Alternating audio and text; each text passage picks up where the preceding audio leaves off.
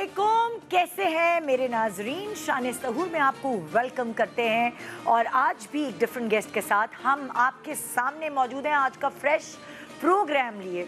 वैसे अगर सारे दिन की सूरत हाल से एक दूसरे को आगाह करें, हमारे इर्द गिर्द डिफरेंट किस्म के लोग होते हैं। कुछ लोग ऐसे होते हैं जो अपनी बात दिल में बिल्कुल भी छुपा के रख नहीं सकते, चाहे कोई भी सामने बैठा हो, भीड़ हो, रश हो, वो अपनी बात जो है वो मुंह में दबा के नहीं रखते, बल्कि सबको आगाह कर देते हैं।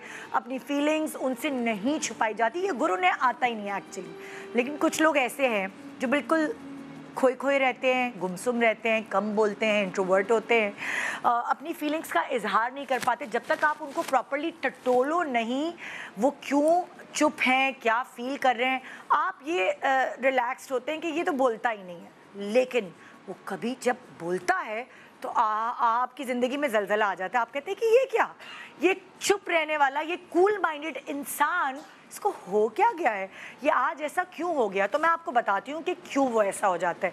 या तो उससे रोज़ा लग रहा होता है, उससे भूख बर्दाश्त नहीं हो रही होती, और वो जो चुप गुमसुम कूल माइंडेड शख्स है वो भी गुस्से का शिकार हो सकता है। अगर आप उसे ज़्यादा पिन पॉइंट करें, ज़्यादा आप उससे, वो कहते हैं ना कि उसको टच नहीं करना चाहिए, उसकी दुखती रग को छेड़ना नहीं चाहिए। आप उसे तंग करेंगे तो उसके भूखे होने की वजह से, अगर वो कॉफ़ी, चाय, सिगरेट, इन सब चीज़ों का आदी है, छालिया, गुटखा वगैरह वगैरह, तो वो खुद ही लावे की तरह फट पड़ेगा और आप कहेंगे ये तो इसकी पर्सनालिटी है ही नहीं। यानी कि वो अपनी पर्सनालिटी की बरक्स आपको नज़र आ रहा होता है। और कभी कभार इतनी सारी नाइंसाफ़ियाँ बर्दाश्त करते जब उसका पैमाना लबरेज होता है तो फिर वो अपनी जो कि थार्स है वो आप लोगों से करने लगता है। और फिर आप कहते हैं यार हमने ज़रा ज़्यादा गलत कर दिया इसके साथ। कभी कभार हम कुछ लोगों को ना बहुत हल्का ले लेते हैं, और उनको हल्का लेते हम भूल जाते हैं कि उनकी भी फीलिंग्स हैं, वो भी हर्ट हो सकते हैं। सो कभी गलती हमारी भी होती है। तो इसलिए कभी कभार आपको अपने गिरबान में झांक के देखना चाहिए कि क्या आपसे भी इस रोज़े की हालत में कोई नाइंसाफ़ी तो नहीं हुई, कोई ऐसी बात तो नहीं आपने कह दी है जो आपको तो नहीं लग रहा कि उसका दिल दुख गया है, लेकिन उसका दिल वाकई दुख जाता है। जो ज़्यादा बड़बोले होते हैं, जो ब्लंट होते हैं, जो मुंह फट होते हैं, अलग अलग उनको नाम दिए जाते हैं, वो कभी कभार अपना बहुत नुकसान भी कर देते हैं, लेकिन कभी कभार उनका फ़ायदा भी हो जाता है, क्योंकि लोग उनके सामने ज़रा सोच समझ के बोलते हैं और उनको हर्ट करने से डरते हैं कि अगर उनको हर्ट किया, अगर उनको कोई ऐसा जुमला बोला तो वापसी में जो रिएक्शन आएगा ना वो भी कुछ कम नहीं होगा। सो ज़िंदगी में इर्द गिर्द आपको पता है, ये आपका भाई ऐसी नेचर का है, ये आपकी बहन ऐसी नेचर की है, आपका बच्चा ऐसी नेचर का है, आपके पेरेंट्स में से कोई एक ऐसी नेचर का है जिससे आपने बहुत संभल के, सोच समझ के बात करनी है। इसलिए तो मैं अपने मियाँ, रोज़े से पहले अपने मियाँ से ना मैं कहती हूँ ज़रा मैं अभी 5 मिनट में आई, चाहे मैं किचन में जाऊँ या ना जाऊँ, मैं किसी और कमरे में चली जाती हूँ, और रोज़े से जो पहले क्रूशल टाइम होता है वो मैं लड़ाई से बचने के लिए कहीं इधर उधर छुपती छुपाती फिरती हूँ। आप भी ऐसा करते होंगे, आई डोंट नो। सामिया ऐसा करती है कि नहीं? अस्सलाम वालेकुम। सलाम, कैसी हो? मैं बिल्कुल ठीक हूँ, आप बहुत प्यारी लग रही हैं। आपका शुक्रिया, आपका शुक्रिया। आप मुझे बताइए, आप किससे छुपती छुपाती फिरती है, या कोई आपसे छुपता छुपाता फिरता है रोजे से पहले? मेरे हस्बैंड जो है ना, उनको बहुत ज़्यादा एक कहते हैं ना हौका हो जाता है कि कोई भी चीज़ कम क्यों, उनको हर चीज़ कम लगती है। टेबल पे भरी हो, ये भी हो वो भी हो। जैसे छोले तो उनको ये फ़ौरन बाहर के किसी होटल के छोले याद आ जाते हैं। हाँ। वो तो छोटे चने इस्तेमाल करते, तुम लोग क्या बड़े बड़े चने इस्तेमाल करते हो, मतलब मीख मिन्नक निकालते। तो ये ऑब्वियस है कि वो उनको एक आपके अंदर जो एक होता है ना, अंदर से जो एक भूख बर्दाश्त से थोड़ा सा प्रॉब्लम करता है उनको। हाँ। सो तुम क्या करती हो? किचन में फ्राई करती रहती हो? हाँ। छुपी रहती हो? हाँ, ऐसे ही होता है, निकलती नहीं हो, चुप हो जाते हैं, कुछ नहीं करते हैं, फ्राई करते हैं। या कभी मेरी सास होती हैं तो वो कुछ जवाब दे देती हैं, या कभी वो चुप हो जाती हैं। मतलब हम में से हर कोई चाहता है कि आखिरी वक्त जो है अफ्तारी का वो एक अच्छा खुशगवार है, तो खामोशी ज़्यादा बेहतर होती है, छुप छुपाना ज़्यादा बेहतर ये है कि तेज आवाज़ में वसीम बदामी का शो आप लगा लें। इतनी अच्छी अच्छी बातें, खास तौर पे अफ्तार के वक्त तो इतनी प्यारी प्यारी बातें हो रही होती, तो सारा ध्यान उधर लगाएं, आपको पता भी नहीं चलेगा कि ये हमारी ट्रांसमिशन बहुत अच्छी जा रही है। और बच्चों के साथ आप उनको इंगेज कर सकते हैं। हाँ। ऐसे छोटे बच्चे आप उनके साथ जाइए, कि बाबा के साथ जाइए, आप जूस बनाइए या फ्रूट चाट बनाइए, या आप कोई भी एक्टिविटी आप उनके साथ करें तो हमारी सारी नसीहतें रायगा चली जाएंगी सामिया। हमें पता है, हम इतने सालों से ये चीज़ बर्दाश्त भी कर रहे हैं और समझते भी हैं। सो हमारी नसीहतें चली जाएंगी इधर उधर। लेकिन कुछ ऐसा हमें टेक्निकली हमें खेलना पड़ेगा खामोशी अपने घर के मर्दों से। खामोशी अच्छी बात। लेकिन कुछ खवातीन भी बड़ी गुस्से की तेज होती हैं। हाँ, उनको होता है, जैसे कि कुछ खवातीन ऐसी होती हैं जो कि दवा खाती हैं, हाँ। या उनका शुगर का जो लेवल होता है वो अप एंड डाउन होता है। कुछ लोग जो है वो मतलब कुछ इस किस्म की आप कहते हैं निकोटीन लेती हैं, चाय का जैसे लोगों को बड़ा शौक होता है शाम में 4 बजे में हुक्का पिया जाता है, हुक्का है 4 बजे चाय चाहिए कुछ हो, तो खवातीन के साथ भी होता है। बड़े बुजुर्गों के साथ भी थोड़ा होता है कि उनको शौक भी है रोजा रखने का, उनकी तबीयतें भी सही नहीं है, मगर उनको ये रमजान का जो ये महीना है बाबरकत महीना, इसमें उन्होंने रोजे नहीं छोड़ने होते। उनको अल्लाह ऐसी हिम्मत दे देता है, मैंने देखा है ऐसे यार। हम लोगों को देख के हम लोग रोजे में पूरी ट्रांसमिशंस करते हैं और काम करते हैं और धूप में जाते हैं आते हैं। लेकिन मैं पता है एक बात ये सोच रही थी, तुम सोचो जो पठान मजदूर है वो रोजा नहीं छोड़ता, और वो रोजा रखने के बाद सहरी के बाद जिस तरह वो पत्थर तोड़ता है, मैं कहती हूँ कि उससे ज्यादा मेहनत का काम और कोई नहीं करता होगा रोज़ों।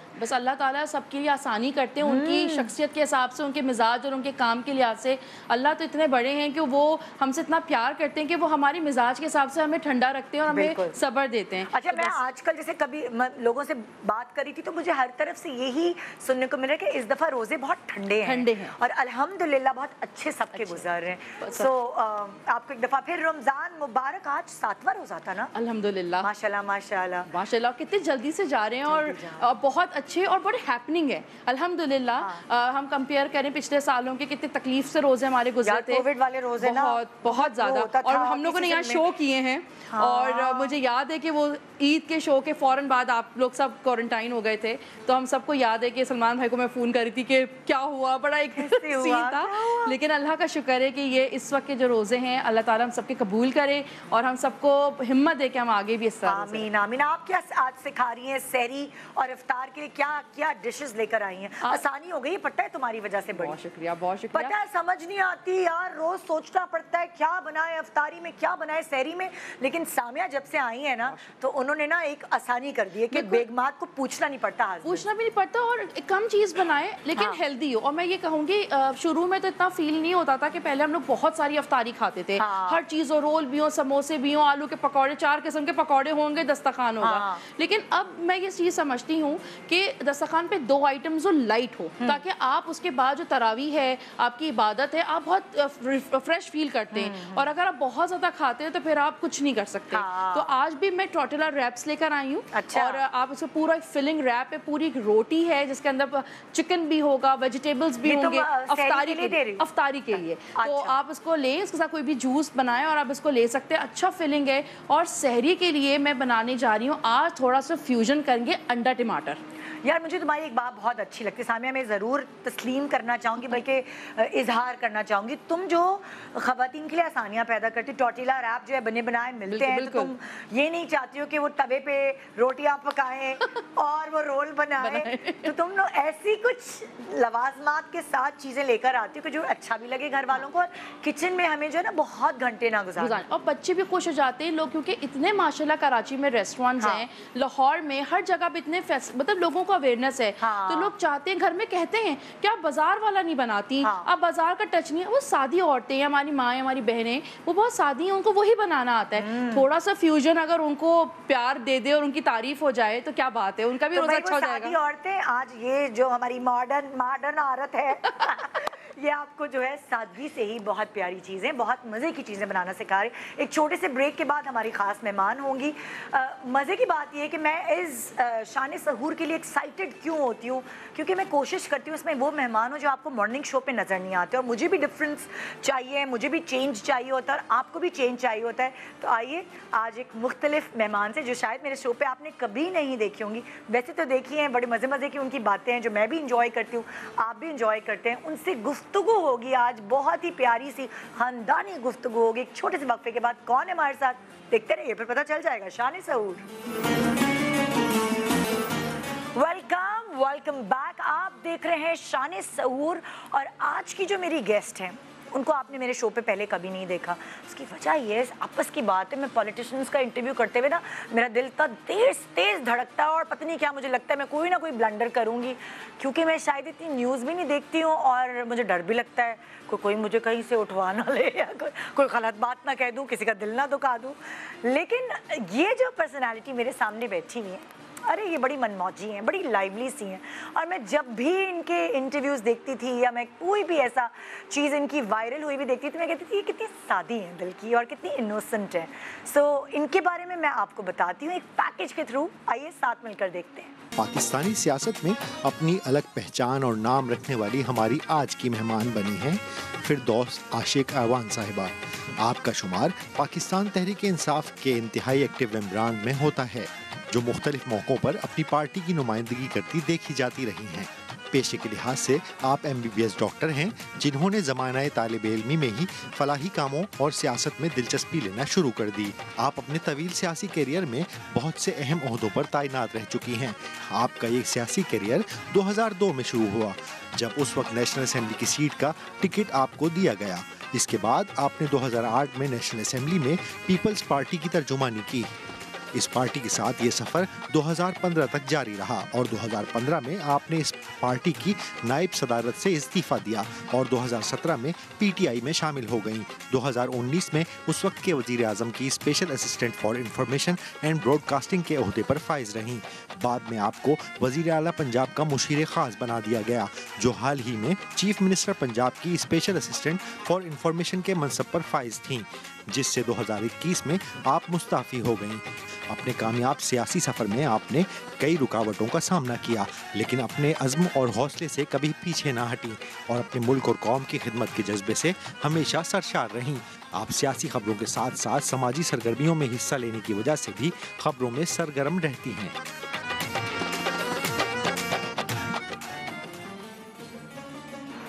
तो आइए वेलकम करते हैं फिरदौस आशिक अवान को। अस्सलाम वालेकुम, बहुत शुक्रिया आपका शो पे आने का। बहुत शुक्रिया आपका, ये थैंक यू। WB बाय हमानी की तरफ से आपके लिए एक छोटा सा तोहफा। Thank you so much, thank you. इधर रख दूं? जैसे ही हाँ जी। तो डॉक्टर साहिबा, डॉक्टर फिरदौस आशिक अवान साहिबा, कैसी हैं आप? मैं ठीक हूँ, आप सुनाएं। Looking so smart, oh my God, gorgeous. Thank you so much. आप मुझे बहुत अपनी सी लगती हैं। आई डोंट नो क्यों, आपको जब स्क्रीन पे देखता है बंदा तो एक वो अपनी कोई फैमिली मेंबर नहीं होती, कोई वो उस तरह की फीलिंग आपसे आती है हमेशा। आप मुझे वो पराई पॉलिटिशियन नहीं लगती। इसलिए कि क्या वजह है इसकी? उसकी सबसे अहम वजह मैं समझती हूँ कि एक अवामी अंदाज है, अवामी सियासत है और अवामी सोच है। हाँ। अवाम के साथ जुड़े जो मसाइल हैं उनके हल की एक तगदो और जदोजहद है। हाँ। और हर बंदे को जो उन मसाइल में जकड़ा हुआ है, उसके लिए जब मैं दिल से, नेक नियति से और उसको अपना दर्द समझ के बांटने की कोशिश करती हूँ, तो शायद वो इम्पैक्ट है जो हर कोई समझता है कि ये मेरी बात है। अच्छा, कैसे इस फील्ड का आपने इंतखाब किया एज पॉलिटिशियन? आपने क्या हमेशा से बचपन से सोचा हुआ था कि मैंने पॉलिटिक्स में जाना, या एक्सीडेंटली आ गई इस शोबे में? नहीं, इसमें बेसिकली बड़ी लंबी दास्तान है, लेकिन मुख्तसर ये है कि सिंस माई चाइल्डहुड घर का जो माहौल था, जो वालिद साहब की एक सोबत थी, जो एक फैमिली बैकग्राउंड के साथ जुड़ा मेरे बुज़ुर्गों का कंडक्ट था, उसमें पंचायती सिस्टम एक घर के अंदर देखती थी मैं। अच्छा।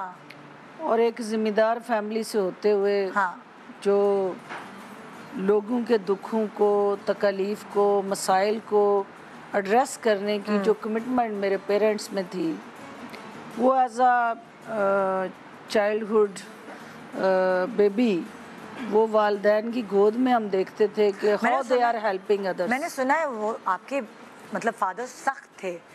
एज औरत आप कैसे निकल पाए? आप ग्रैंडफादर आई गेस, सख्ती थी बहुत, ख़वातीन में आप पहली थी इतनी पढ़ी लिखी औरत।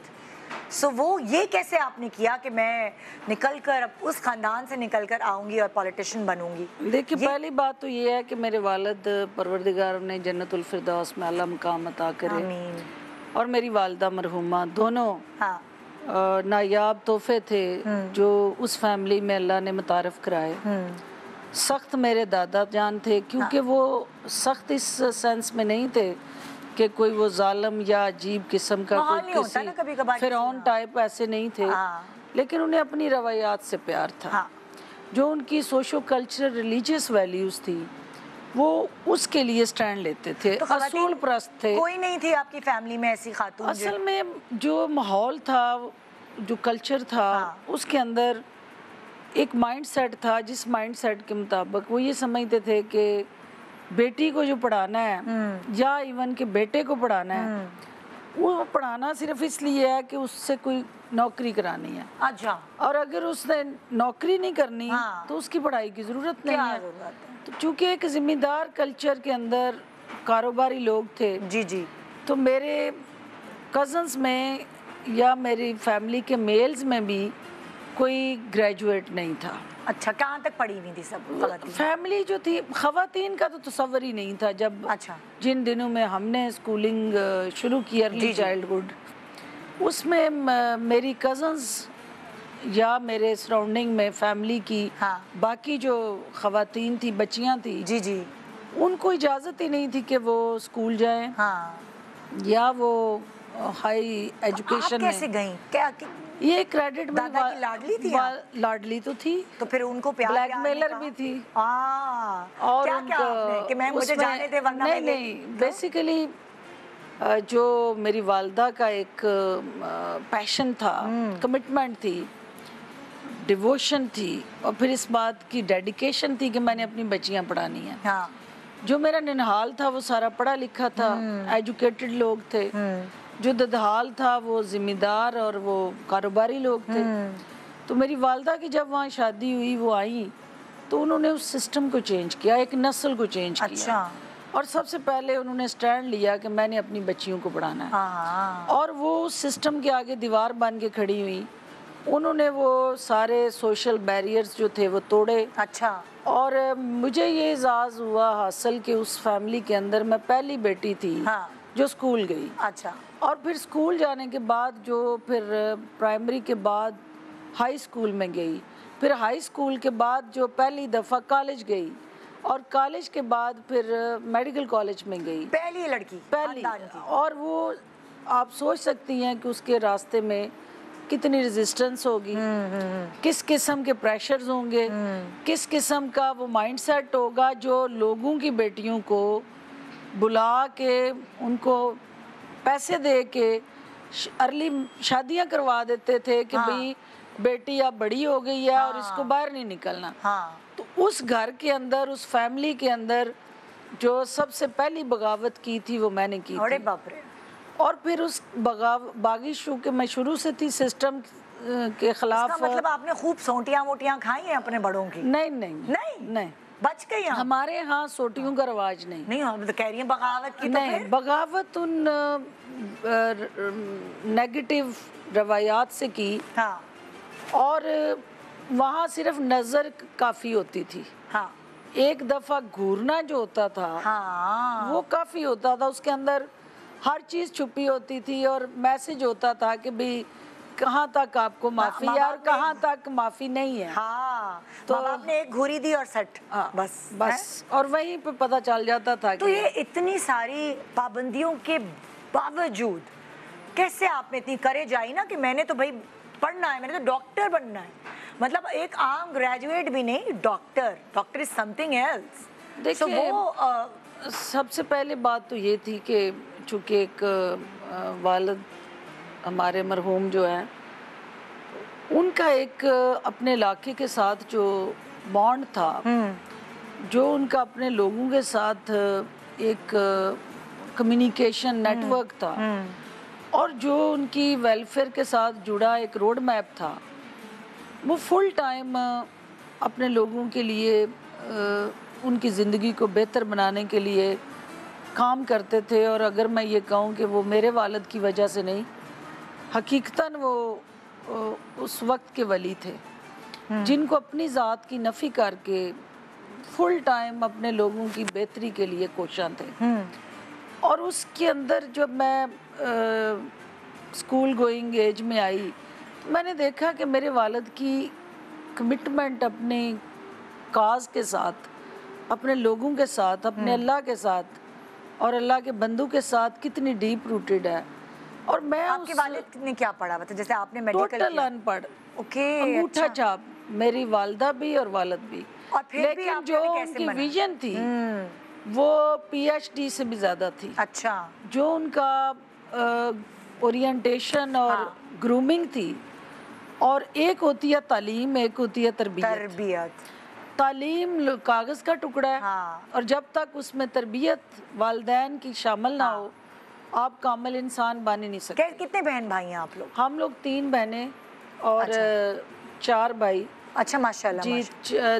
3 मेरे स्टेप ब्रदर और 1 मेरे रियल ब्रदर हैं। अच्छा, हाँ जी। तो आप जितनी पढ़ी लिखी हैं उतने भी बाकी सब सारे सिबलिंग्स आपके हैं पढ़े लिखे? इंटरेस्टिंगली 2002 की असेंबली में जब मुझे काबू किया गया तो उसकी बेसिक वजह ये थी कि फैमिली में कोई भाइयों में ग्रेजुएट नहीं था। हाँ, तो मैं उन दिनों UN में थी। अच्छा, वर्ल्ड असेंबली ऑफ यूथ की वाइस प्रेसिडेंट थी। तो मुझे ये कह के असेंबली का हिस्सा बनाया गया कि उन दिनों मुशर्रफ साहब ने रिस्ट्रिक्शन लगाई हुई थी कि कोई भी असेंबली के अंदर ग्रेजुएट हुए बगैर या ग्रेजुएशन के बगैर मेंबर ऑफ द पार्लियामेंट नहीं हो सकता। हाँ। तो मेरी फैमिली के अंदर ग्रेजुएट फैमिली के अंदर लड़कों में था कोई नहीं। हाँ। इन्होंने मुझे कहा कि आप आओ डॉक्यूमेंट जमा कराओ। आप एक मेडिकल पे गई, फिर वहाँ से दिनों UN world assembly of youth में थी। जी जी। तो मुझे ये कह के लाया गया कि सुप्रीम कोर्ट में ये पिटीशन हुई है, ये लॉ चैलेंज हुआ है, इसने चेंज हो जाना है, आप डॉक्यूमेंट जमा कराएं, कवरिंग कैंडिडेट मेरा भाई होगा। अच्छा। और जो ही ये रिस्ट्रिक्शन खत्म हो जाएगी एक्सीडेंटली आप इसको वापस चले जाना। सही है। और हम कंटिन्यू कर लेंगे। अच्छा अच्छा। वो फिर रिस्ट्रिक्शन जो थी कंटिन्यू रही, और मेरे जो एज अ कैंडिडेट फिर मुझे ही आगे आना पड़ा, और फिर वो मेरे गले का ऐसा फंदा बना कि जो आज तक तोक की शक्ल में मैं निभा रही हूँ। और वो चल रहा है। तो आपको वैसे अगर मैं आपकी पर्सनली खुद पूछूं कि एज पॉलिटिशियन आपको ज़्यादा अपना करियर पसंद है या आपको मौका मिले तो एज डॉक्टर ही आप परस्यू करें अपना करियर? देखिए, पॉलिटिशियन जो है वो तो अंगूठा छाप भी हैं, पॉलिटिशियन जाली डिग्री वाले भी हैं, पॉलिटिशियन जो है वो उसी सियासत यानी इनहेरिटेड फैमिली टू फैमिली भी लेगेसी लेके चल रहे हैं। तो डॉक्टर होना एक प्राइड है, और वो भी फातिमा इना मेडिकल कॉलेज का माशाल्लाह ग्रेजुएट होना। अच्छी स्टूडेंट थी आप? शुरू से मैं टॉपर रही हूँ। हाँ। फ्रॉम क्लास 1 अच्छा। till my end of the career। कैसी आपकी नेचर, अगर क्योंकि मैं आपसे पहली दफा मिल रही, जी जी, तो मुझे आप बड़ी निडर, एक डोमिनेटिंग और बड़ी दबंग खातून लगती हैं। तो अगर मैं आपसे पूछूं कि आपकी एक्चुअल नेचर क्या है, मतलब कि होता है ना किसी को ऊंचाई से डर लगता है, किसी को अंधेरे से डर लगता है, क्या इस खातून को किसी चीज़ से डर लगता है? मतलब ये अंदर से कैसी है? सबसे ज़्यादा डर जो लगता है मुझे वो इंसल्ट से लगता है। अरे, और वो मेरा वीक पॉइंट है। हाँ। क्योंकि सारी ज़िंदगी मैंने इज़्ज़त के लिए जीना सीखा है, और इज़्ज़त लेने के लिए बेइज्जत होना ये सबसे ज़्यादा खौफनाक चीज़ है। हाँ। और जहाँ पे इज़्ज़त नहीं है वहाँ मैं एक लम्हा नहीं रुकती हूँ, ना मैं वहाँ जाती हूँ। ब्लंट है आप, मुँह फट है, धड़ जो दिल में होता है बोल देती हैं। मुराद ये है कि क्लियर हार्टेड हूँ, क्लियर हेडेड हूँ। हाँ। और जो दिल में है पहले मुझे खुद को कन्विंस करना है। अच्छा। कि जो मैं कह रही हूँ वो ठीक है। हाँ। अगर मैं कन्विंस्ड हूँ, हाँ, तो फिर कोई और कन्विंस होता या नहीं होता, आई डैम केयर।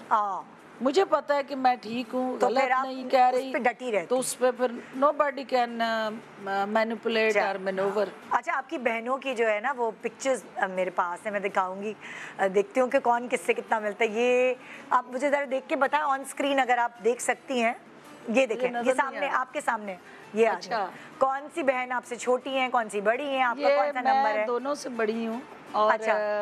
ये इस साइड वाली जो है सबसे छोटी है, उस साइड वाली जो रेड कपड़ों में? जी जी, ये आर्किटेक्ट हैं। अच्छा। और जो ब्लू कपड़ों में बात है, हाँ, कि जो जिस सिस्टम के अंदर मैं फाइट कर रही थी और मुझे स्पेस नहीं मिल रही थी, तो मैंने जब अपना रास्ता बनाया तो मेरा admission king Edward medical college में हुआ। अच्छा। लेकिन वो चूंकि को एजुकेशन था, तो मुझे अलाउ नहीं किया गया और मुझे फातिमा इनाम मेडिकल कॉलेज में जाना पड़ा। मेरी छोटी सिस्टर जो है, जब मैंने उस रुकावट को अबूर कर लिया तो उसे मैंने इंजीनियरिंग यूनिवर्सिटी में लाहौर में आर्किटेक्ट इंजीनियरिंग में वो उसका एडमिशन हुआ, और वो स्पेस जो मुझे नहीं मिली थी मैंने अपनी बहन को लेके दी। मतलब आपने जो है रास्ता खोला, एक अपने प्रूफ करके दिखाया। सबके रास्ते के कांटे चुने। उनके लिए रास्ते हमवार आपकी सबसे किससे बनती है? बहन भाइयों में सबसे ज्यादा आपकी पक्की वाली दोस्त कौन है? चूँकि मेरा एक एल्डर सिस्टर के तौर पे बहुत डोमिनेटिंग रोल रहा। आप सबसे बड़ी हैं? तो मैं बड़ी हूँ, भाई बड़े हैं लेकिन बहनों में मैं बड़ी हूँ। अच्छा। तो मेरी चूँकि एक डिफरेंट पर्सनालिटी रही, वो आपस में जो भी उल्ट पटांग कारस्तानी है वो छुपाती, कवर अप कर लेती है, मेरे सामने वो छुपाती हैं। तो लेकिन ये कि I love them and they love me too. तो अभी भी छुपाती हैं? Of course. या पहले बचपन? मेरा एक ड्रैकुला का जो रूप है वो बचपन से चल रहा है। और बचपन में उनको होता था कि सबको पता चल जाए, इसको ना पता चले, क्योंकि सबको पता चल जाए माफी है, इनको नहीं पता। मुझे सारी जिंदगी मैंने एक चीज पे कंप्रोमाइज नहीं किया, वो डिसिप्लिन है। अच्छा, सारी बहनें जब इकट्ठे मिलती हैं तो किस तरह की गप लगाती हैं? पॉलिटिक्स की बातें करते हैं या इधर उधर की खानदान वालों की बातें करते हैं? में तो चिढ़ है उनको भी। अच्छा। बहुत ज्यादा चिढ़ है, नहीं बात करते हो। और वो दोनों सिस्टर्स जो हैं उनके तो सियासत छू के भी नहीं गुजरी पास से, बल्कि वो बोर होती हैं। और इंटरेस्टिंगली जब वालिद साहब अल्लाह ने जन्नत में जगह दे, वो उनके दोस्त जो आए होते थे, तो वो जाहिर है घर में अगर वालिद नहीं है तो उनको मैं कंपनी देती थी। तो ये मेरे उनके पीछे खड़े होके मेरे आगे हाथ जोड़ रही होती थी कि इनको उठाओ, कि ये बोर हो रही होती थी ना कि भाई ये उठे। तो क्या बातें उनको पसंद है? आप उनसे क्या बातें करती हैं? आप लोग क्या गप लगाते हैं? हम लोग यूजुअली जब फैमिली में इकट्ठे होते हैं तो हमारी बहुत लिमिटेड सी खाने पीने की बातें होती हैं। नो तो बस खानदान वालों की बुराइयां होती हैं। नो जस्ट एक तो बहुत कम टाइम मिलता है हमें इकट्ठे बैठने का, लेकिन जब मिलता है तो हमारा अपना एजेंडा इतना बड़ा होता है। सब अपने घरों की बातें चल रही होती है, बच्चों के इश्यूज चल रहे होते हैं, अपने फैमिली मैटर्स में हम डिस्कस कर रहे होते हैं। सबसे ज्यादा उनको ये होता है कि मैं उनको कहीं आउटिंग पे लेके जाऊं, अच्छा, या उनके साथ जाऊं, अच्छा, और फिर मोबाइल मेरा छुपा देती हैं कि कोई कॉल नहीं तुमने सुननी। It's family time. और फैमिली टाइम। अच्छा, जब आप छोटी थी तो फैमिली टाइम कैसे आप लोग करते थे? पिकनिक्स पे जाते थे? बहुत एंजॉय करते थे। बहुत एंजॉय। और मैं इन बच्चों को देखती हूँ अपनों को सब इर्द गिर्द कि ये कितने बदनसीब बच्चे हैं, आईपैड्स पे लगे रहते हैं, जिनको वो मासूम शरारतें भी नहीं आती हैं। और जितनी शरारतें हम करते थे, अच्छा, एक जगह टिक के बैठना तो सवाल ही पैदा नहीं होता। आपको अपनी कोई शरारत याद है? मैंने बहुत शरारतें, कोई एक गर्मियों की छुट्टियां हमारी ऐसी नहीं गुजरती थी जिसमें मैंने कोई ना कोई हाथ पाँव नहीं तोड़ा। मैंने आपकी सारी शरारतें सुनी एक छोटे से वक्फे के बाद, और अब आपने हाथ पाँव किसी का तोड़ा या अपना तोड़ा, ये सब हम जानेंगे एक छोटे से वक्फे के बाद। आज फिरदौस आशिक अवान साहिबा का आप एक मुख्तलिफ रूप देखेंगे। जाहिर है आज हम कोई पॉलिटिक्स की बात नहीं कर रहे, आज हम इनकी पर्सनालिटी की बात कर रहे हैं। बहुत सारे ऐसे मज़े की चीज़ें आपकी वायरल हुई हैं, आपको पता भी नहीं चलता होगा, और वो ऐसे बातों में ऐसे वायरल हो जाती है। एक छोटे से वक्फे के बाद देखते रहिए शान सहूर। Welcome back. आप देख रहे हैं शान सहूर, और आज आपकी मुलाकात हमारे शो में हो रही है फिरदौस आशिक अवान साहिबा से। एंड हम बात कर रहे थे पिछले सेकंड में इनकी शरारतों के ऊपर। इनकी शरारतें तो मशहूर है, अभी भी बचपन में कैसी थी ये मैं इनसे पूछूंगी, लेकिन एक शरारत से मैं आपको ज़रा एक दफ़ा रिमाइंडर दिलवा दूँ। ये क्या शरारत थी, देखें ज़रा कितनी शरारती हैं ये। ये जो ये मस्तियाँ हैं ये आप हमेशा से करती थी? क्या शरारती थी आपकी बचपन में? शुरू से ये देख रही हैं, कोई हिस्सा नहीं है जो नहीं हाथ तोड़े हुए हैं, पाँव तोड़े हुए हैं, कुटाइयाँ भी लगाई हैं खूब बच्चों की, मुश्किल से मुश्किल काम किए हैं। अच्छा। और स्पोर्ट्स पर्सन होते हुए हर तरह का स्पोर्ट्स खेला है। हाँ, क्या क्या खेल चुके हैं आप?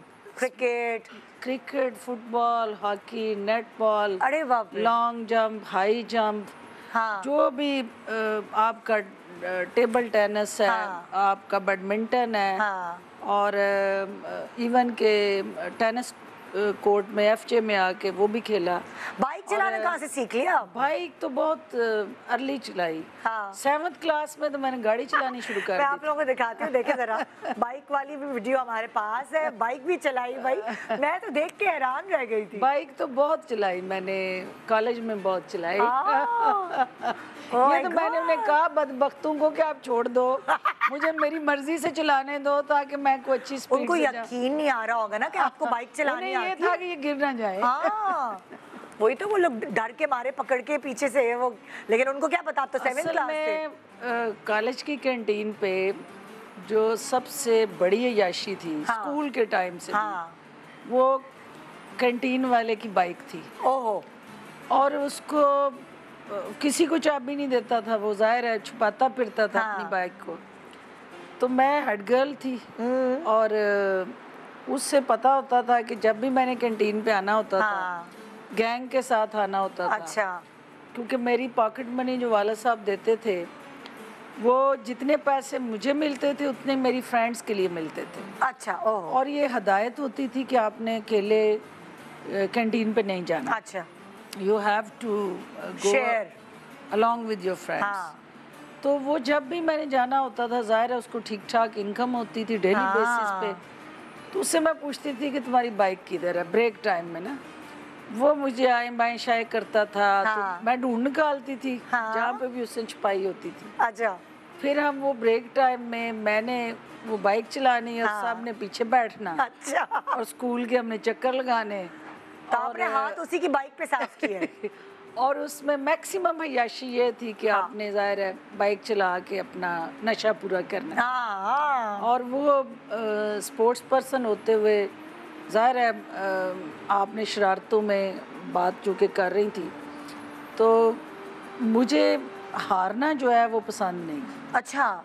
और आपने आखिरी लेवल तक जाना है कि जीतना है। तो मैच के अंदर स्पेशली क्रिकेट के अंदर, चूंकि मेल कजन्स के साथ स्पोर्ट्स हो रही होती थी, बहनें मेरी जो है वो तो फास्ट बॉलिंग में इसको जबरदस्ती हम बॉल पकड़ने पे लगाया करते थे इनको कि आप हमें बॉल पकड़ाओ। तो हम कहते चलो तुम बारी भी ले लो। तो जो ही इसको फास्ट बॉलिंग होनी तो इससे आंखें बंद करके बैट लेके साइड पे हो जाना कि मैं इतनी फास्ट बॉल जो है वो मुझे लग जाएगी और मैंने नहीं खेलनी। तो फास्ट बॉलर थी। जब मैं विकेट ले लेती या कोई मेरी विकेट ले लेता, तो फिर ये टेंशन होती कि किसी सूरत भी कि मुझे जो है वो आउट नहीं होना। Oh my God. और अगर किसी ने कर लिया तो फिर जब तक उसको आउट नहीं कर लेना, मैं चैन नहीं लेना, सुकून नहीं आता, सुकून नहीं आना। अच्छा, एक और पिक्चर है हमारे पास आपकी, शायद भांजियों की, भतीजियों की, सारे फैमिली की मुझे एक पिक्चर मिली है। दिखाओ जरा। पूरी मुखबिरियां की हैं आपने। ये देखिए, ये किसकी पिक्चर्स हैं? ये मेरी इस तरफ मेरी बेटी है, ये जो राइट पे है? नहीं, ये भांजी है मेरी और दूसरी तरफ भांजा है। अच्छा। और ये उसकी बर्थडे की है। और बेटी कहाँ है आपकी, कौन सी वाली? साथ खड़ी है, जो एक्सट्रीम राइट पर है। हाँ जी, ये इस तरफ जो कॉर्नर वाली जो है। कॉर्नर वाली। अच्छा, सबकी मेडिकल स्टूडेंट। ओह, सबकी शक्लें बड़ी मिलती जुलती हैं। मैं वही देख रही हूँ, सारे कजन्स की। 3rd ईयर मेडिकल स्टूडेंट है। हाँ। और ये अभी मैं अगली पिक्चर दिखा, ये सब पूरी बहनें और भांजिया, ये अभी ये एक फंक्शन था उसकी है। हाँ, ये पूरा खानदान। जी जी जी। ओए होए ओए होए ओए होए। और भी पिक्चर्स हैं मेरे पास। अच्छा, ये आपने कहाँ से निकाली? ये देख ले, बस हम ढूंढ निकालते हैं। इसका मतलब है आप छुपे रुस्तम। ये मेरी वालदा की मदर डे की है। अल्लाह। ये मदर डे पे ये उनका आखिरी केक जो हमने काटा है पिछले साल मदर डे, अभी तो दिसंबर में। अल्लाह, लेकिन माँ चाहे कितनी भी उनकी एज हो जाए, माँ का साया जो है ना वो सर पर, वो एक ये एक्सट्रीम इधर जो हाँ। यानी ये ब्लू शर्ट में हाँ। ये बेटी है। अच्छा अच्छा हाँ जी। अच्छा, ये बन रही है डॉक्टर। जी। अच्छा क्या ये मतलब भाई है, ये भाई आपको हैं। अंदाजा हो रहा होगा फिटनेस से। हाँ, खाते पीते लोग हैं भाई, वो वाली चीज़ है। अच्छा आपकी लाइक कितनी आप यंग थी, छोटी सी उम्र में हो जाती होगी आपके खानदान में तो शादी। जी, जी, जी। तो आपकी शादी कैसे नहीं, हुई नहीं, थी? मेरी पसंद शादी की थी लेट या हुई। आपकी लेट हुई? लेट हुई। लव मैरिज थी, अरेंज मैरिज थी? अरेंज मैरिज, बांध बूंद की शादी हुई जबरदस्ती करके कि बस असल लड़की में पढ़ ली अब। नहीं, मैं हुआ ये कि चूँकि मैं यूएन में थी। अच्छा। और मैं 92 कंट्रीज़ में पाकिस्तान को रिप्रेजेंट किया मैंने। और मेरा एक दिन भी पाकिस्तान में तो गुजरता नहीं था। हाँ। ट्रैवलिंग बहुत ज़्यादा थी जी। दुनिया के 5 बड़े आज़मों में। मेरी मुख्तलिफ as a vice president engagements होती थी, मुख्तलिफ प्रोग्राम्स होते थे, जी। कमिटमेंट्स होती थी। मेरी वालदा को ये टेंशन होती थी कि इसकी शादी हो हाँ, जल्दी से कर और दो। ये मैं जो है वो इसको बांधा जाए हाँ। और इसको काबू किया जाए। और उसमें मैं उनके काबू आती नहीं थी। हाँ। तो फिर एक दिसंबर वेकेशन पे मैं आई, न्यू ईयर की छुट्टियों पे, तो मैं काबू आ गई। तो कैसे मानी आप शादी के लिए? मानती नहीं थी, लेकिन जाहिर है फिर वो तो एक वालिदैन की जिम्मेदारी होती है। और उन्होंने डंडे से मनवाया, हाँ। ब्लैकमेल करके मनवाया, इमोशनली है ना? ब्लैकमेल करके। हाँ। और खानदान में हुई आपकी शादी? कज़न, कजन, चाचा, ताया, पुप्पी? वालदा की वो कज़न थी जिनका बेटा है। अच्छा अच्छा अच्छा। और वो हमारे यहाँ फैमिली टू फैमिली शादी होती जी, जी, है, खानदान में। इंडिविजुअल शादी नहीं। हाँ, 2 खानदानों की शादी। और वो मुश्किल काम होता है। हाँ।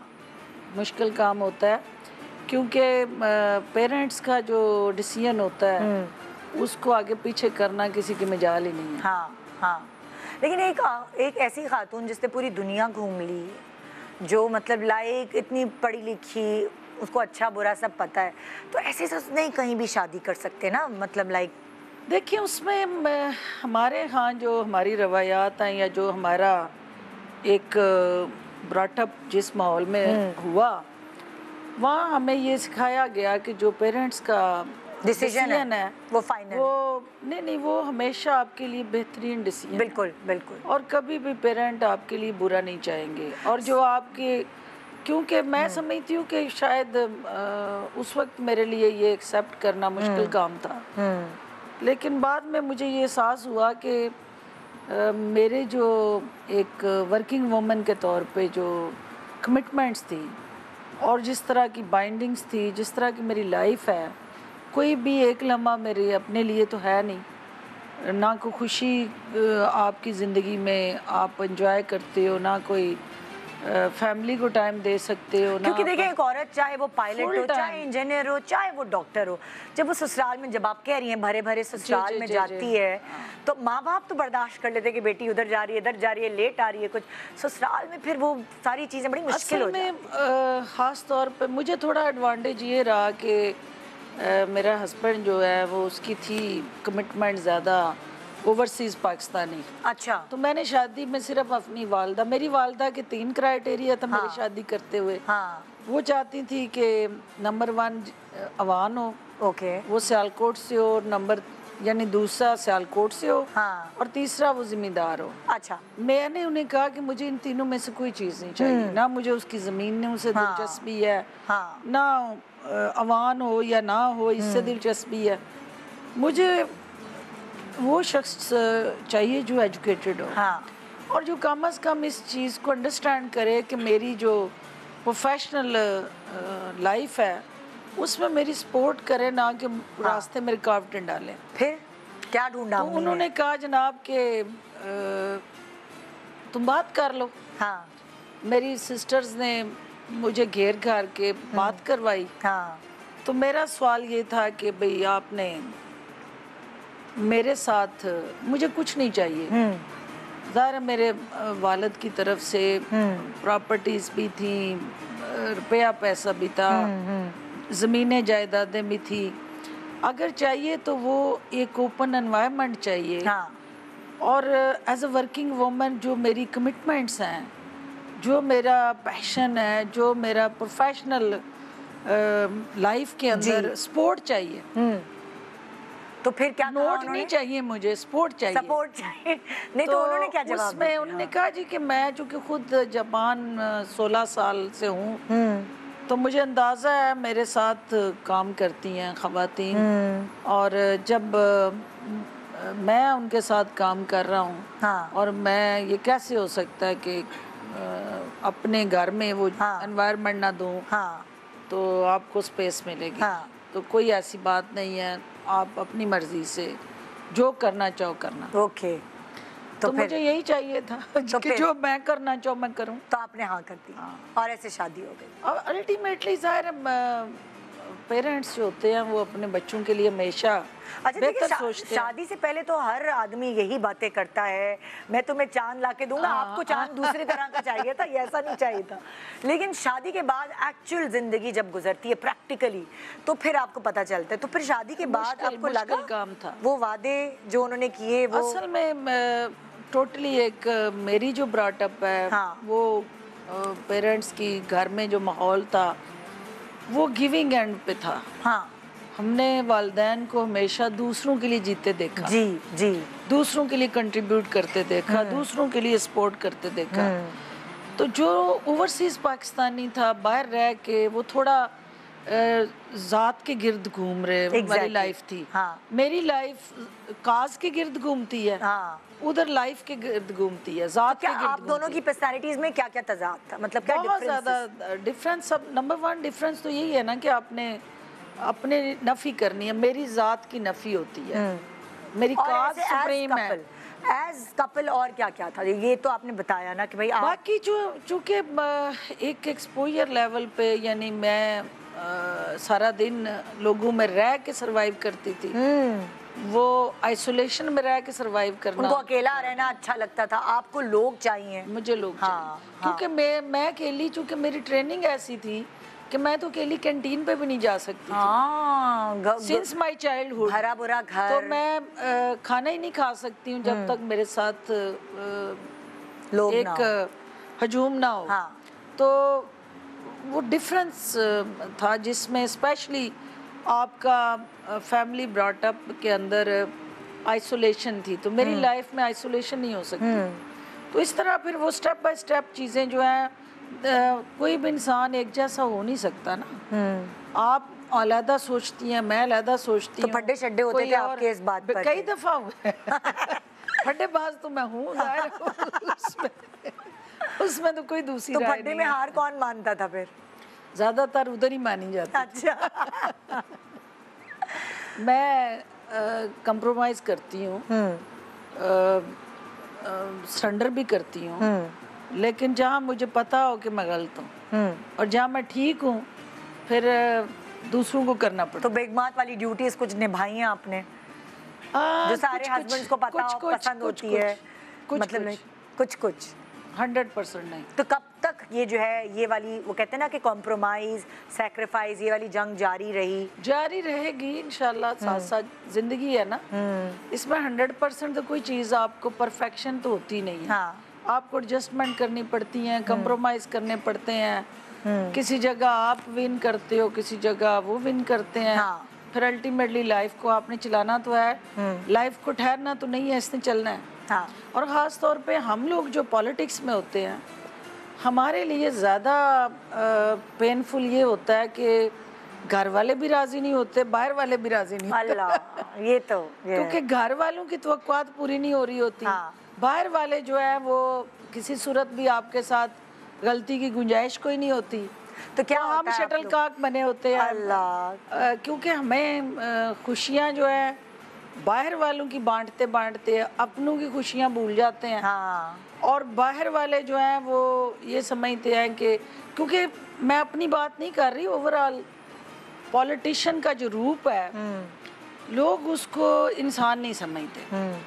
वो कहते हैं कि जनाब कभी अच्छा तो आपको भी रोना आता है, अच्छा तो आपकी भी लाइफ है, आप क्यों उदास होती हैं? कभी होती हैं आप उदास? बिल्कुल। तो क्या बातें हैं?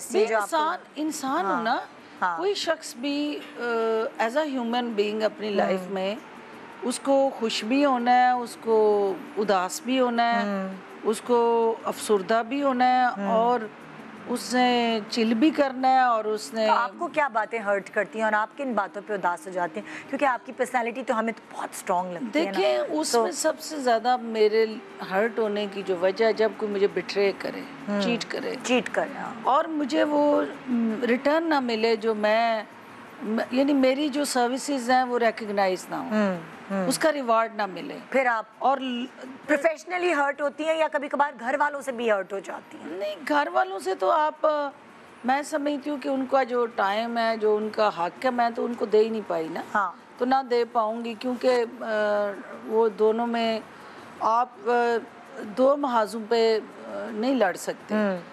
और फिर आपको फैमिली की सपोर्ट के बगैर तो आप पॉलिटिक्स में जा ही नहीं सकते। फैमिली की यही सपोर्ट है कि आप उनको नहीं टाइम देती, और तो फिर भी वो कम्प्रोमाइज करते हैं। और वो मेरे बेटी के बारे में बताएं ना। उसको तो मेरे से गिले ही रहते हैं। बेटी इस दुनिया में कैसे आई? मतलब उसका ज्यादातर जो रहा है फोकस, मैं तो उसको चाहती नहीं थी वो डॉक्टर बने। अच्छा। क्योंकि मैंने देखा है कि पाकिस्तान के अंदर जो डॉक्टर्स का हाल है, टफ लाइफ है उनकी, बहुत मुश्किल, खास तौर पे ख़वातीन बच्चियां, या तो वो प्रैक्टिस करें या फिर वो घर चलाएं अपना। तो यहाँ पे हमारे मुआशरे में अभी वो कॉन्सेप्ट जो है वो डेवलप नहीं हुआ, तो वो डॉक्टर बन रही तो है। वो उसने जिद करके मेडिकल में गई है। हाँ। तो hopefully I wish her all the best. बेटी के साथ ज़्यादा टाइम गुजार पाती हैं या नहीं गुजार पाती? बिल्कुल नहीं, बिल्कुल नहीं। तो फिर वो जब आप इधर उधर दौरे पे होती तो वो कहाँ होती, किसके पास? मेरी सिस्टर की तरफ। आपकी सिस्टर के पास। लाहौर? नहीं, इस्लामाबाद। क्योंकि अच्छा। इस्लामाबाद में है वो, पहले वालिदा उधर थी। हाँ। तो वो ज़्यादा टाइम जो उन बच्चों के साथ एक मिक्स फैमिली सिस्टम में। अच्छा। तो लेकिन ये फादर से मिल पाती हैं वो? डेफिनेटली। ओवरसीज होते हैं? ओवरसीज, जापान में या कहीं और? नहीं, आजकल तो साउथ अफ्रीका। अच्छा। ओवरसीज में। हाँ। आप वो खुद भी बाहर ही थी सारा, और मेरा दाव लगता है जब तो किसी ट्रिप पे जाऊं तो फिर ज़्यादा कोशिश होती है मेरी कि कुछ टाइम हम इकट्ठे फैमिली करें, तो वो टाइम बहुत कम आता है। हाँ। लेकिन अभी ये कुछ अरसे से लोगों का ख्याल है कि मैं चूँकि स्क्रीन पे नहीं हूँ तो शायद मैं फैमिली को टाइम दे रही हूँ। अच्छा। जबकि स्क्रीन पे नहीं हूँ लेकिन हल्के में तो मैं ज़्यादा एक्टिव हूँ। हाँ। क्योंकि पहले मेरे पास बहाना होता था, जवाज़ होता था कि मैं इस्लामाबाद हूँ या मैं किसी मीटिंग में हूँ, या अब तो वो भी ख़त्म हो गया ना। अब तो आपको फुल टाइम अपने लोगों को देना है। बिल्कुल। और अगर मैं आपसे पॉलिटिक्स से हटकर और आपकी मेडिकल उससे हटकर पूछूं, आपके पर्सनल शौक क्या है? इनको हॉबीज़ जो होती है ना, पहले तो आप स्पोर्ट्स में थी, लेकिन अभी अगर आपको अपने आप को रिलैक्स करना है तो कौन सा शौक है आपको जो आप टाइम मिले तो पूरा करें? सबसे रिलैक्सिंग मेरे लिए जो नशा है, हाँ, वो दुनिया में कहीं पे भी क्रिकेट मैच चल रहा है ओए तो मैंने छुपा के टाइम निकाल के चुरा के उसका स्कोर देखना। अल्लाह, अच्छा, इतनी शौकीन है क्रिकेट की आप? मैंने वही मेरी रिलैक्सेशन है। हाँ। ना मैंने कोई मूवी देखनी होती कोई ड्रामे मूवी, कोई ड्रामा कुछ नहीं, कोई सास बहू के ड्रामे नहीं। दुनिया में क्रिकेट हो रही है, वो नहीं कि सिर्फ पाकिस्तान खेल रहा है, जहाँ सीरीज चल रही है, मुझे अच्छी क्रिकेट देखना पसंद है।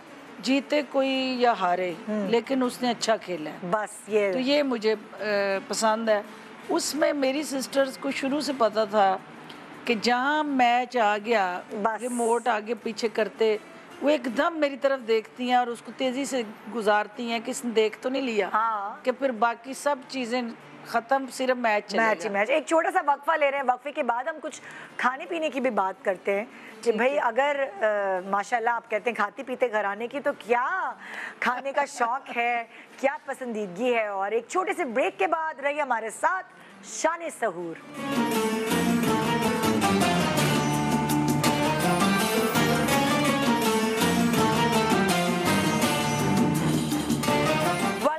Welcome back. आप देख रहे हैं शान सहूर और इस वक्त है हमारा किचन का टाइम और मैं फिरदौस जी को किचन में लेके चल रही हूँ। किचन में जाती है आप? फंसाना चाह रही हैं? फंसाना चाह रही तो जरूरी थोड़ी है कि हर किसी को किचन में खाना पकाना आता हो। मैं भी अरसा हो गया आए प्लीज आप पे, मैं भी अरसा हो गया कुछ पकाए हुए। क्या पकवाना चाहती हैं? मैं तो कुछ नहीं आपसे पकवा रही, मैं तो सिर्फ आपसे खिलाने की बात खिलाने के लिए ला रही हूँ। क्या हाल है? ये सामिया है, इन्होंने ही पकाया है और ये पहले रेसिपी बता देंगी कि क्या इन्होंने बनाया है और उसके बाद। हाँ भाई सामिया क्या पकाया? आज मैंने बनाया टोर्टिला रैप्स फॉर द इफ्तार और अंडा टमाटर फॉर सहरी। अंडा टमाटर, ये बेटा अगर आदमियों को हमने अंडा टमाटर खिला दिया ना, लेकिन ये खाएंगे ना तो इनको इटालियन रेसिपी याद आ जाएगी। क्योंकि फिर तुम कुछ इसका इटालियन नाम बताओ ना बहन, अंडा टमाटर मत बोलो। इसको बोल देते हैं एक्ट रास्तो टमाटरोता। ये सही है, बस आप यही बोलिए। मुश्किल तरीन ताकि ताकि कोई प्रॉब्लम ही ना हो। कैसे बनाया तुमने? पहले अंडा और टमाटर जो एस्टर पैस्टर पता नहीं क्या बोला तुमने। टमाटरो।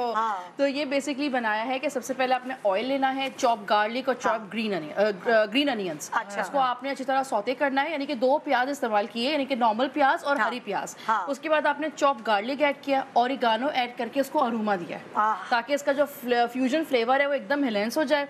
फिर उसके अंदर आपने टोमेटो पेस्ट और आम टमाटर उसको ब्लेंड कर लें और आप उसमें शामिल करेंगे और अपने घर के हिसाब से कुटी हुई लाल मिर्च, नमक, काली मिर्च, थोड़ा सा सोया सॉस आप फ्लेवर ऐड करेंगे। बहुत माइल्ड रखेंगे क्योंकि आपका सहरी का टाइम है, ताकि आपका सीना ना जले, आपको पूरे दिन गुजारना है। अच्छा बहन इस पे आ जाना तुम। अच्छा उसके बाद आप अंडे को फ्राई करके इसे शामिल करना चाहिए। खिला के भी छोड़ोगे, दम छोड़ोगे। और इसको आप खाएं तंदूर की रोटी के साथ। अच्छा ये बनाए टोर्टिला रैप्स बड़े इजी हैं। इसमें आपने सबसे पहले चिकन स्ट्रिप्स में लेनी है और जो भी वेजिटेबल्स आप लेंगे वो स्ट्रिप्स में लेंगे, यानी कि आपने गाजर, शिमला मिर्च सब लंबे लंबे आप जूलियन फ्लेम में काट लेंगे। सही है। अच्छा इसके अंदर आपने सबसे पहले मैंने चिपोटले सॉस बनाई थी। चिपोटले सॉस कैसे बनाई? अच्छा मेयो बनी बनाई भी मिलती है। बनी बनाई भी लेती है, अगर आपको लेना है बहुत इजी आप उसे मेयो के साथ मिक्स कर लें और ब्लैक पेपर और सॉल्ट ऐड करें। एक चीज मैं बताऊं, आप कोई भी सॉस का कॉम्बिनेशन घर पे करते हैं ना, नमक और काली मिर्च जरूर ऐड करें ताकि उसका जो अपना फ्लेवर है ना वो एनहांस कर जाए। आपने पूरा ये रोटी बाजार में अवेलेबल है, अगर आपको ना मिले तो घर पे आप नॉर्मल चपाती के साथ भी बना सकते हैं। चपाती तंदूर वाले से मंगा ले, कुछ भी किचन में कहीं ज्यादा। बिल्कुल ऐसे कि लोगों को वो होता है ना कि अभी नहीं मिल रहा, क्या करें, रेसिपी अच्छी लग रही है, अभी लोग देख रहे होंगे, तो आप उसको सॉस लगाइए। आप मैंने पहले ब्रेड बनाई लेटस के साथ, यानी कि सलाद के पत्ते के साथ, फिर आइसबर्ग के साथ। उसके बाद आप उसमें चिकन रखेंगे, सारे वेजेस रखेंगे। मैंने इसके बाद इसमें बारबेक्यू सॉस ऐड किया है, मोज़रेला और चेडर चीज ऐड की है ताकि थोड़ा सा यमी फ्लेवर और अफ्तारी के बाद, क्योंकि आपको हर चीज ऐसी अच्छी लगती है। अच्छा आपको क्या पसंद है? देसी खाने पसंद है, थोड़े परदेसी खाने पसंद है, क्या ऐसे खुद की पसंदीदा कैसी है? बहुत कम टाइम मिला है कि घर के खाने मिले हमें, और लेकिन ये है कि ऑयल फ्री। ऑयल फ्री खाती हैं? ऑयल फ्री हो तो ज्यादा। और अगर निहारी हो तो ऑयल फ्री कैसे होगी भाई? अगर निहारी नहूरी वाले वो स्टूडेंट लाइफ की कहानियां थी, अब कहाँ खाई जाती है? नहीं खाती हम। कैसे आपको चाहिए? कराची वाले खाते हैं, इसका मतलब है कि कराची नहीं, पंजाब वाले ज्यादा खाते हैं। टेस्ट करना चाहिए। कुछ पकाना आता है? किचन में कभी जाना पड़ा आपको? क्या बड़ा गहरी क्या हुआ? इतनी लंबी सोच। मुश्किल सवाल है लेकिन पका सकती हूँ। हाँ, जब वक्त पड़े तो भूखे नहीं रह सकते। और ये मेरी ट्रेनिंग हुई थी जब मैं कनाडा थी। हाँ। तो मेरी पहली पोस्टिंग हुई यूएन में। अच्छा। तो जहाँ मुझे पोस्ट किया गया मॉन्ट्रियल में, वहाँ पे मेस में ज़ाहिर है पोक पकता था और वो सारा, तो मुझे कुछ पकाना नहीं आता था। और मैं फंस गई कि अब क्या करूँ, वो मैंने खा नहीं सकती थी मेस की कोई चीज़। तो तय ये हुआ कि खुद पकाया जाए। फिर तो खुद पकाने के लिए फिर मुझे अपनी दोस्तों से जो कि न्यूयॉर्क में थी, जो उनसे लाइव मोबाइल पे कॉल मिला के कि क्या चीज़ कितनी डालनी है, क्या करना है, कैसे पकाना है। तो एंड ये निकला कि वो मैंने वहाँ से सीखा। और उससे मुझे ये अंदाज़ा हुआ कि ये इतना मुश्किल काम नहीं है। और क्या और आप इसको पका सकते हैं। और फिर उसके बाद जो भी बाहर रहता है, ओवरसीज पाकिस्तानी स्पेशली, वो बाहर से जितना भी खाएं, जब तक खुद नहीं बना के खाएंगे उनको चैन नहीं आता। अच्छा, कुछ सवाल हैं जो आवाम ने भी आपसे किए हैं। जी जी जी, ठीक है, आइए सुनते हैं जरा। जी, पहला सवाल क्या है? फिरदौस साहिबा, आपके कपड़ों के रंग बड़े मज़े के होते हैं, तो कभी अपने ब्रांड बनाने के बारे में सोचेंगी? कह रही है भाई आपके कपड़ों के रंग तो बड़े मजे के होते हैं, तो क्या कोई अपनी कभी ब्रांड वगैरह बनाने का सोचेंगी कि कपड़े लेकर आई हैं फिरदौस आशिक? आप चाहती है कि नई दर्द सर में पाल लूं जहाँ पहले इतनी ज्यादा है, तो लेकिन अगर कोई मेरी मदद करना चाहे इस हवाले से तो मुझे अच्छा लगेगा, क्योंकि मुझे इस तरफ सोच है कि मेरी बेटियां, मेरी बहनें, मेरी माएँ जो एक अच्छा ब्रांड के साथ साथ इकोनॉमिकली उनको कोई सपोर्ट मिले और ज़्यादा महंगा भी ना हो, स्टैंडर्ड का हो और मेरी सोशो कल्चर रिलीजियस वैल्यूज के साथ मैच करे। अच्छा, क्योंकि मेरा अगर ब्रांड का कोई मौका मिला ना, तो मैं उसमें दुपट्टा एज अ फैशन लेके आऊँगी। अरे वाह! क्योंकि उसकी वजह ये है कि हमारी यंगस्टर जो बच्चियाँ हैं वो दुपट्टे का जो कल्चर है भूल गई हैं, और जो हमारे माशाल्लाह ब्रांड वाले हैं उन्होंने सुख का सांस लिया है कि वो 2 लीरू में वो पूरा सूट जो है वो प्रेजेंट कर रहे हैं, और उनको और हमारा जो कल्चर है वो मर गया है। तो दुपट्टा होना चाहिए, फैशन के तौर पे होना चाहिए, और इसको एज अ फैशन उस दुपट्टे को उस ब्रांड में मुतारफ करवा के मेरी ख्वाहिश होगी कि हमारा कल्चर वापस आए। आपके कपड़े कौन सिलवाता है? कौन शॉपिंग करता है? मेरी बहनों की शामत आती है, मेरी दोस्तों की शामत आती है, और मुझे कभी जाने का शॉपिंग मौका नहीं मिलता।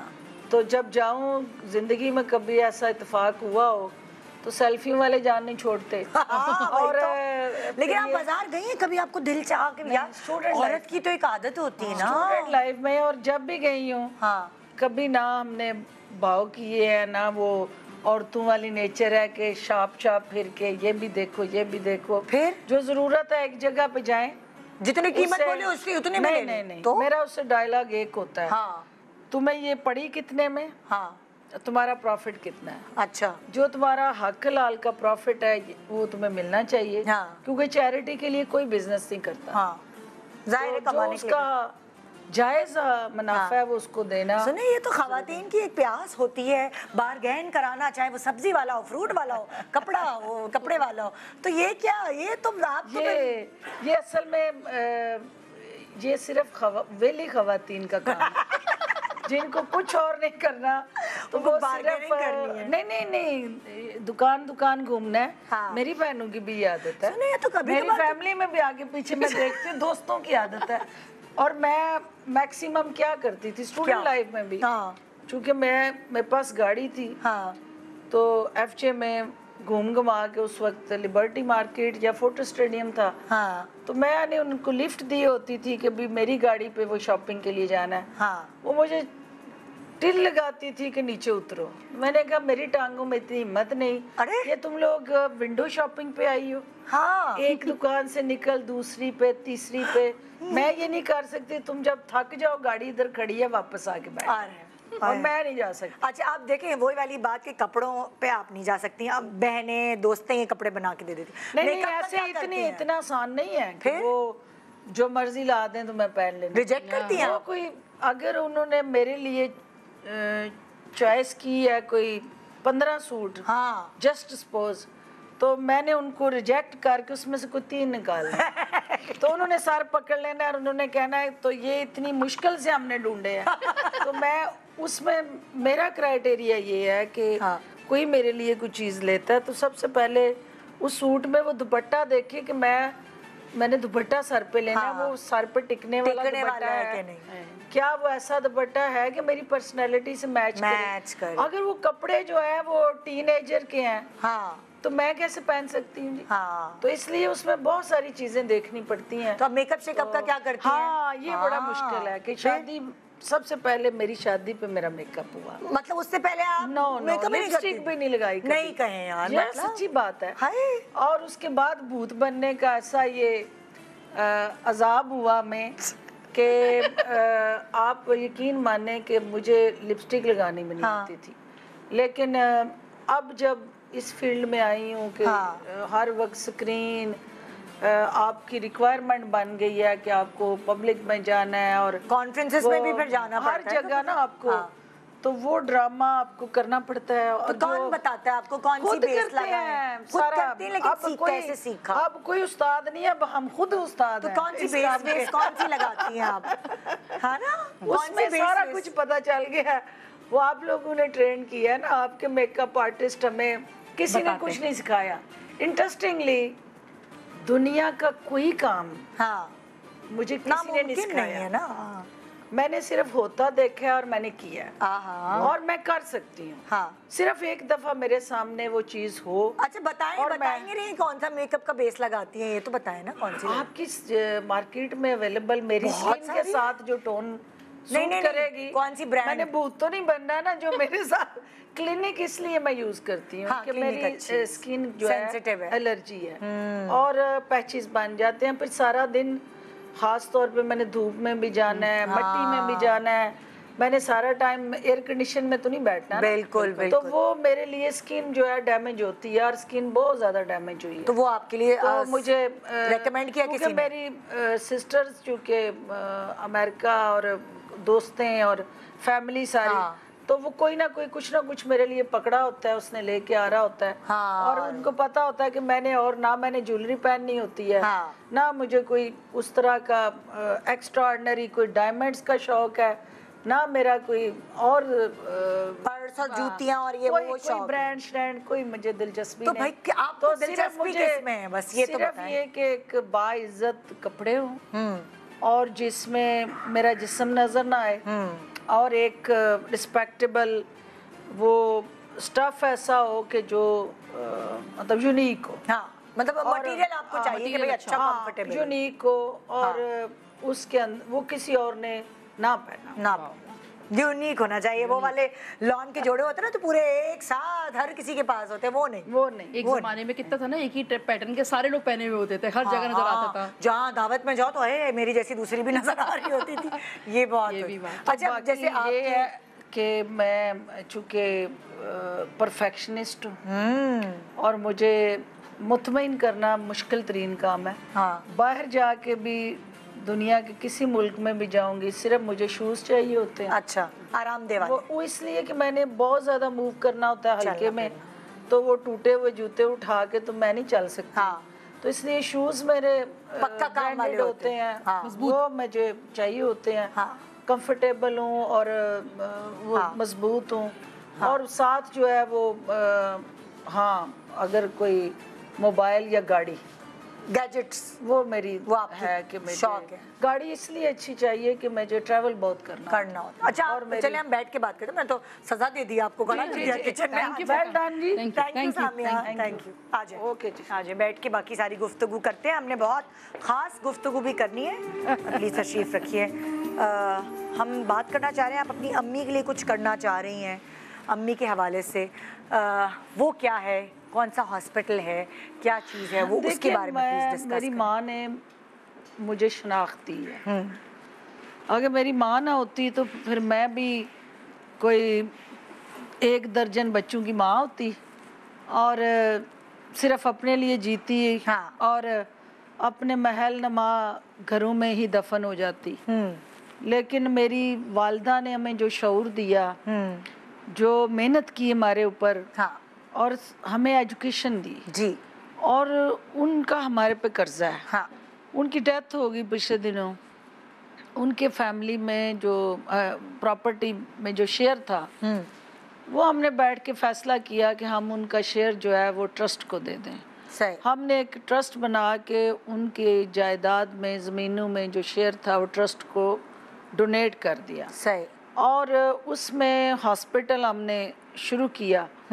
जो उनका बैंक बैलेंस था वो बजाय इसके कि हम अपने ऊपर खर्च करते, हमने बच्चों ने बैठ के सब ने फैमिली ने ये फैसला किया कि हम वो पैसे उनके हॉस्पिटल पे लगा दें। बिल्कुल। तो शरीफा बीबी मेमोरियल हॉस्पिटल के नाम से हम उनका एक फुल फ्लैश्ड 100 बेडेड हॉस्पिटल बनाने जा रहे हैं। इसके अलावा चूँकि मैं शुरू से ओल्ड एज होम हमारा एक ऐसा यूनिक इंस्टीट्यूशन है जहाँ पे बहुत बुजुर्ग ख़वातीन और हजरात जिनके अपने उनको छोड़ जाते हैं, और उनकी कफालत 2012 से मैं कर रही हूँ। अच्छा, ये मेरा वो रूप है जो पब्लिक के नहीं सामने नहीं है।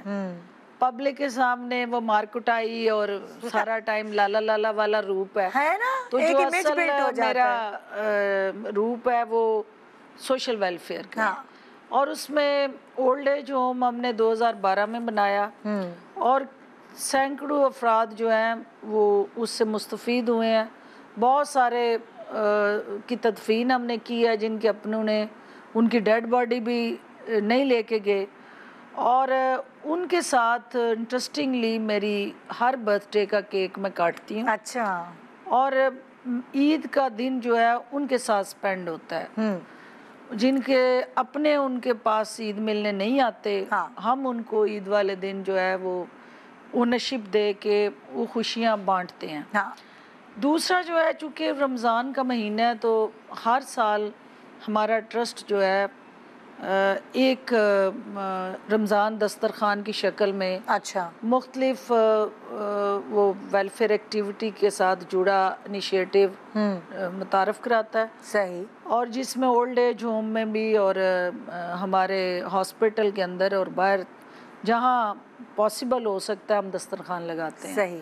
जिसमें दुख की बात ये है और ये तकलीफ़ की बात है, और मैं एज अ पब्लिक रिप्रेजेंटेटिव इस हवाले से ज़्यादा दुखी हूँ कि इस दफ़ा जो रमज़ान दस्तरखान हमारे लग रहे हैं उनमें वो लोग आ रहे हैं दस्तरखान पे खाना खाने जो देने वाले लोग थे।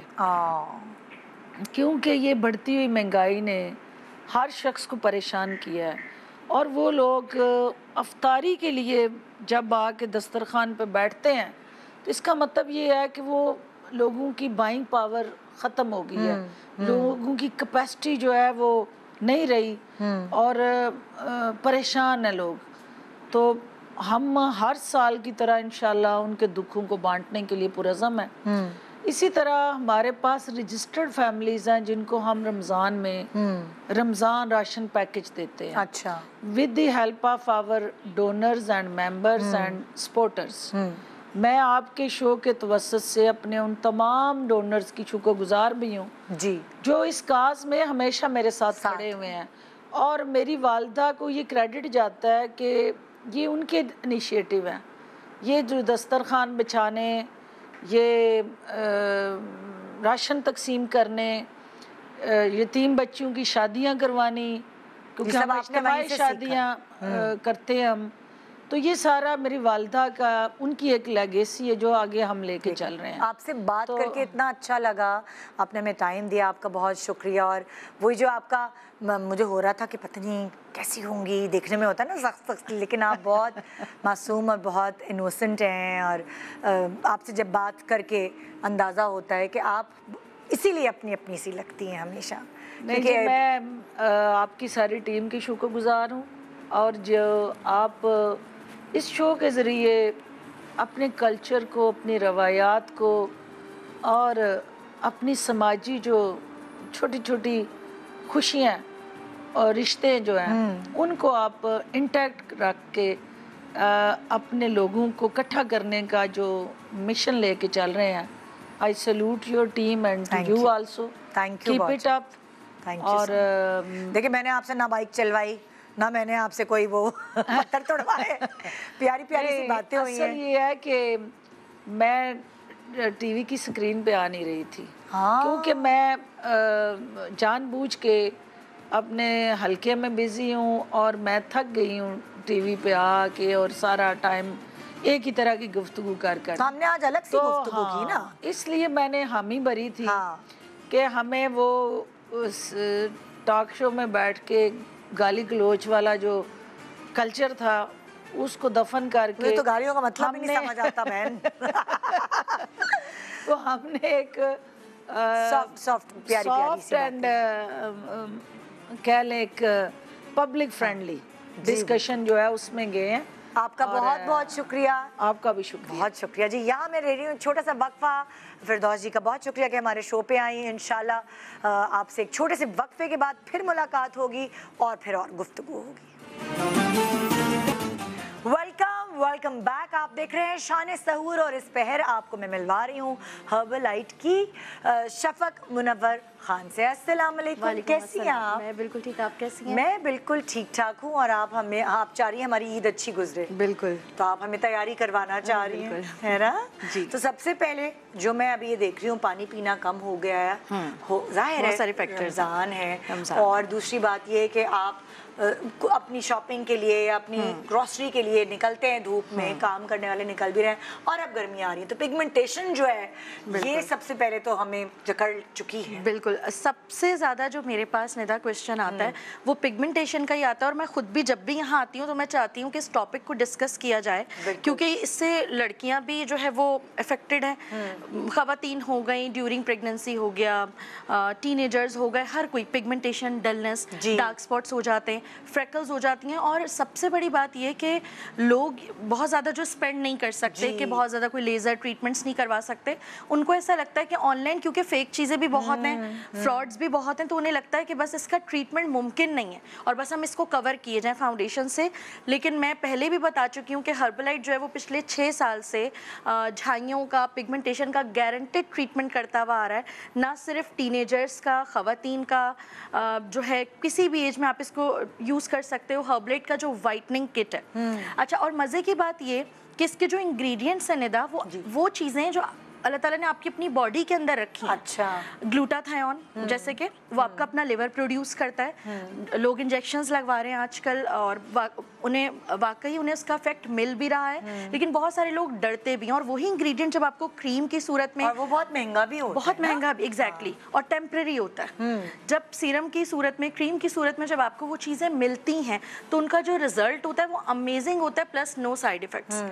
कोई फॉर्मूला क्रीम नहीं है कि बस आपने लगाया तो बस वक्ती तौर पे आपका रंग गोरा हुआ फिर वापस से स्किन ख़राब हो गई, नहीं। हर्बलाइट की वाइटनिंग किट उन तमाम लड़कियों के लिए, ख़वातीन के लिए बेस्ट है।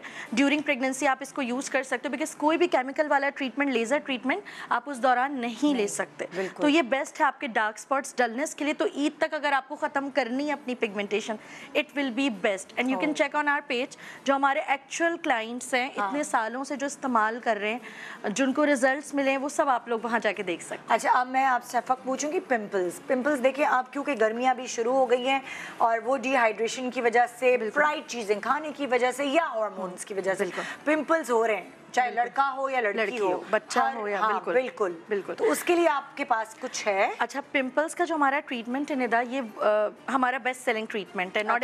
Not only in Pakistan, world wide ये हमारा बेस्ट ट्रीटमेंट है, बेस्ट सेलिंग ट्रीटमेंट है। क्योंकि पिंपल्स के लिए हमारे पास वो ख़वातीन भी आती हैं जिनके बच्चों का मसला है और जिनका खुद का भी मसला है। ये लड़के हों, लड़कियां हों, बच्चे हों, बच्चियां हों, सबका मसला है। और एक्नी हो गए, एक्नी के साथ सिर्फ दाने नहीं होते, मतलब एक्नी नहीं होते, उनके निशान, उनके स्कार्स, जो गड्ढे स्किन पे हो जाते हैं, जिनको आप मेकअप से भी छुपाना चाहें तो नहीं छुपा सकते। और पिंपल्स के लिए ये बेस्ट सोल्यूशन है। जो लोग लेज़र नहीं करवा सकते, जो लोग बहुत महंगे महंगे ट्रीटमेंट नहीं लेना चाहते, इन चीज़ों से डरते हैं, और जिनको लगता है कि ऑनलाइन हम कोई ट्रीटमेंट नहीं अच्छा ले सकते, वो प्लीज़ पेज पे जाके ज़रूर चेक करें कि कितने लोगों के एक्नी का, स्पॉट्स का, स्कार्स का ट्रीटमेंट हुआ है ओनली विद दिस सीरम। अब जिसके पास छाइयाँ नहीं है, पिंपल नहीं है, उसके ये प्रॉब्लम होती है, स्किन लटक गई है, स्किन पे कुछ नहीं है, स्पॉट नहीं है, लेकिन झुर्रियाँ हैं, स्किन लटक चुकी है। मतलब सारी अम्माएं कहती हैं हमने तो ज़िंदगी में कभी कुछ लगाया नहीं बेटा, लेकिन जो तो झुर्रियाँ हो गई हैं उसका क्या करें? अच्छा, ये अभी अगर आप देखेंगी 35-40 एज की ख़वातीन को, जो पहले ज़माने की थी, उनके इतना नहीं प्रॉब्लम होता था, ये उनकी स्किन बड़ी शाइनी होती है। लेकिन आजकल आप 22-23 साल की भी लड़की को देखेंगे, उसके लाइंस पड़ रही हैं, क्योंकि इन्वायरमेंट, पोल्यूशन, बहुत सारी चीज़ें, बहुत आपकी खुराक वैसी नहीं है, बहुत सारी चीज़ें, बहुत सारे फैक्टर्स हैं। और इसमें 2 तरह के लोग होते हैं। एक वो जो चाहते हैं कि आज से 1-2 साल बाद हमारी स्किन ऐसी ना हो, और वो जो इस फेस से गुजर रहे हैं। दोनों के लिए मैं एक चीज़ बोलूँगी, अगर आप अरब कंट्रीज़ में देखें तो वो लोग ज़ाफ़रान का इस्तेमाल बहुत करते हैं, ऑलिव, ज़ाफ़रान जी। और ज़ाफ़रान की हमारी जो स्पेशल सैफ़रॉन रिपेयरिंग क्रीम है, वो स्पेशली इस मकसद के लिए बेस्ट सेलिंग है माशाल्लाह, बहुत लोगों को फ़ायदा दे रही है। लाफ लाइन्स, रिंकल्स, आपकी स्किन लूज हो रही है, आपको स्किन रिपेयर करनी है, जो वक्त के साथ साथ, एज के साथ साथ स्किन डैमेज हो जाती है।